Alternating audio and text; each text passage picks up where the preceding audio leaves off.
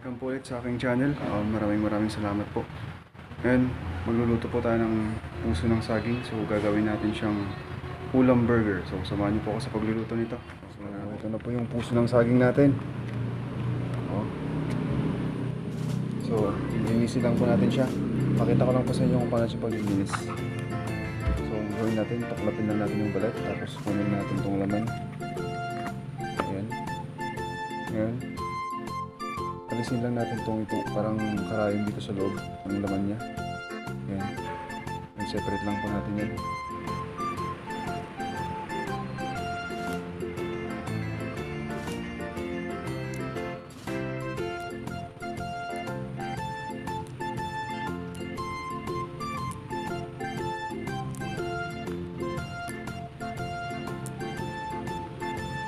Ito na po yung ano. Ganyan lang po kasimple paglilinis dito. So ganoon na ganoon lang po hanggang sa marating natin yung pinakaloob niya. Tulapin yung balat. Tapos alisin itong laman. Tapos alisin natin itong parang karayom sa loob niya. Yun lang po yung alisin natin dyan.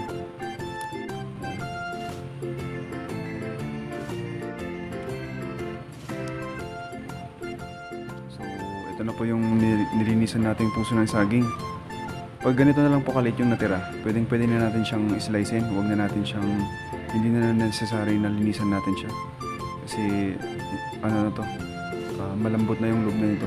Wala na yung inaalis nating parang karayom sa loob. So, pwede natin isama dito yun. So, next step po natin, i-slice lang po natin to. Pero, hugasan ko lang muna. Ito po siya, nahugasan na natin. So, next step natin, i-slice lang natin siya. So, pag slice natin, tanggalan natin yung bandang taas. And slice natin ng medyo medium size.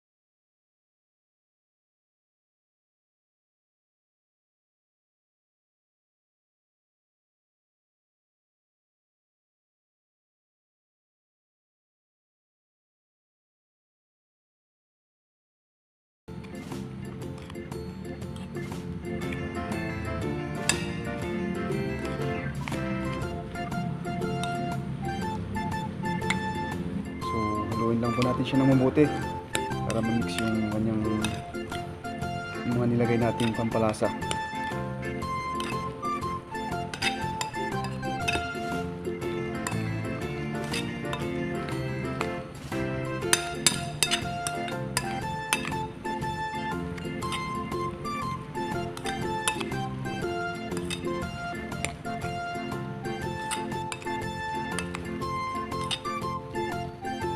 Kapag bumibili pala tayo ng puso ng saging, meron po kasi yung mga puso ng saging na mapait, pero itong kinuha ko kanina sigurado akong hindi mapait to. Pero ang remedy po doon para matanggal yung pait, lamasin po ng asin. Pero ito hindi ko na nilamas ng asin kasi sure naman ako na hindi mapait to, kasi ako naman yung kumuha. Depende po kasi sa variety ng saging na pagkukunan.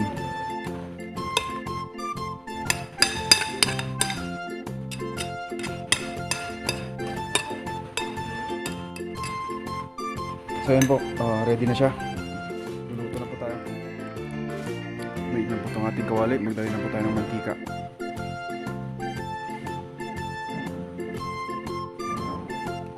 Then antayin ulit natin uminit yung ating mantika. Mainit na po yung ating mantika. Maglagay na po natin itong ating puso ng saging. So sa paglalagay po, depende na po sa inyo kung gaano siya kalaki.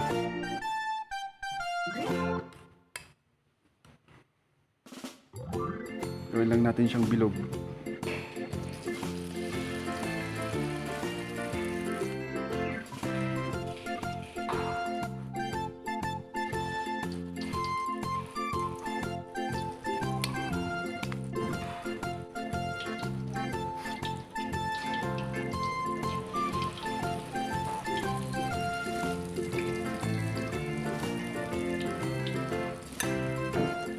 So yan, pabilog lang po siya para magmukhang burger na talaga.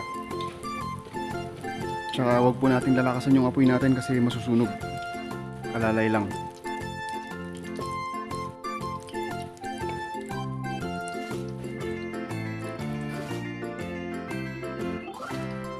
So kapag nakita na po natin na nag golden brown na siya, pwede na natin siyang baliktarin.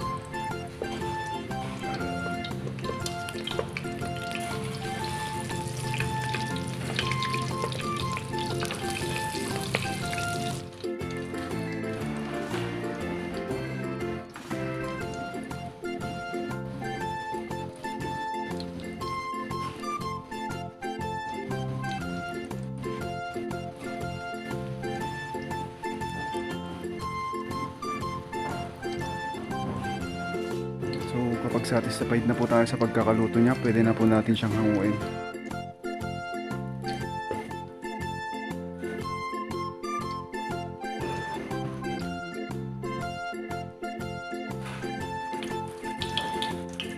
Then maglagay ulit tayo ng another set. So baling isang puso ng saging lang po ito.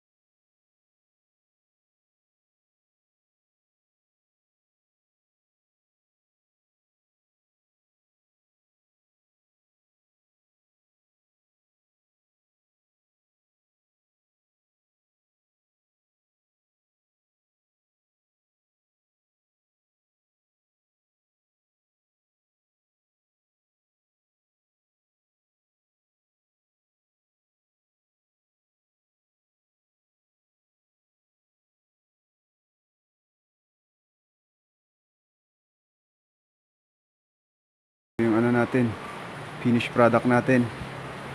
So sa isang piraso po ng puso ng saging, nakagawa po tayo ng siyam na piraso na ulam burger out of puso ng saging. So, gagastusin po natin dito is worth 100 to 120 pesos. So, maraming salamat po ulit sa panonood.